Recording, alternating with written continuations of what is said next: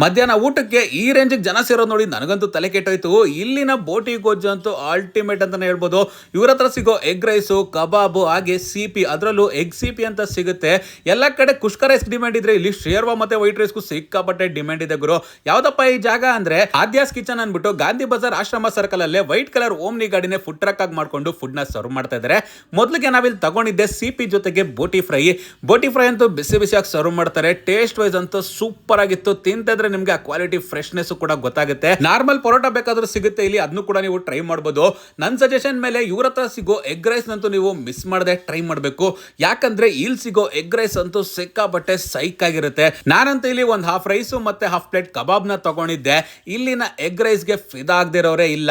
ಇನ್ನ ಕಬಾಬ್ ಒಟ್ಟಿಗೆ ಈ ಎಗ್ ರೈಸ್ ನ ಟ್ರೈ ಮಾಡಿ ನೋಡಿ, ಪಕ್ಕಾ ಫಿದಾ ಆಗೋದಂತೂ ಗ್ಯಾರಂಟಿ. ಮಧ್ಯಾಹ್ನ 1 ಗಂಟೆಯಿಂದ ಸರ್ವ್ ಮಾಡೋದು ಸ್ಟಾರ್ಟ್ ಮಾಡಿದ್ರೆ ರಾತ್ರಿ 11 ಆದ್ರೂ ಆಯ್ತು, 12 ಆದ್ರೂ ಆಯ್ತು, ಬಿಸಿ ಬಿಸಿಯಾಗಿ ಊಟ ಸರ್ವ್ ಮಾಡ್ತಾ ಇರ್ತಾರೆ. ನೆಕ್ಸ್ಟ್ ನಾವು ಮುದ್ದೆ ಮತ್ತೆ ತಲೆ ಮಾಂಸ, ಅದ್ರ ಜೊತೆಗೆ ವೈಟ್ ರೈಸ್, ಮೊಟ್ಟೆ ಶೇರ್ವನ್ನ ತಗೊಂಡಿದ್ವಿ ಗುರು. ನನ್ನ ಹೆಂಡತಿಗೆ ಇಲ್ಲಿ ಸಿಗೋ ತಲೆ ಮಾಂಸ ಅಂದ್ರೆ ತುಂಬಾ ಇಷ್ಟ, ಸೊ ಟ್ರೈ ಮಾಡಿದ್ಲು. ಮುದ್ದೆ ಜೊತೆ ತಲೆ ಮಾಂಸ ಸಾರು ಸೂಪರ್. ನನ್ನ ಪ್ರಕಾರ ಇಲ್ಲಿನ ಶೇರ್ವಾ ರೈಸ್ ಅಂತೂ ಸಿಕ್ಕಾಪಟ್ಟೆ ಸೂಪರ್ ಆಗಿತ್ತು. ನಾನಂತೂ ಫಿದಾಬಿಟ್ಟೆ.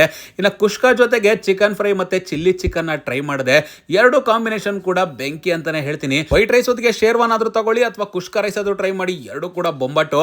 ಬೇರೆ ಏನೆಲ್ಲ ಐಟಮ್ ಸಿಗುತ್ತೆ ಅಂತ ನೋಡಿದ್ರೆ ಚಿಕನ್ ಲಿವರ್ ಫ್ರೈ ಸಿಗುತ್ತೆ, ಚಿಲ್ಲಿ ಚಿಕನ್ ಸಿಗುತ್ತೆ, ಚಿಕನ್ ಫ್ರೈ, ಬೋಟಿ ಗೊಜ್ಜು, ಅಷ್ಟೇ ಅಲ್ಲದೆ ತಲೆ ಮಾಂಸ ಕೂಡ ಇವ್ರ ಹತ್ರ ಸಿಗುತ್ತೆ. ಸೊ ನೀವು ಇಲ್ಲಿ ಚಪಾತಿ ಒಟ್ಟಿಗೆ ಶೇರ್ವಾನ್ ಹಾಕೊಂಡು ಟ್ರೈ ಮಾಡಬಹುದು. ಇಲ್ಲ ವೈಟ್ ರೈಸ್ಗೆ ವೆಜ್ ಸಾಂಬಾರ್ ಕೂಡ ಇದೆ. ಜಾಗ ನೆನಪಿದೆಯಲ್ಲ, ಮಿಸ್ ಮಾಡದೆ ವಿಸಿಟ್ ಮಾಡಿ.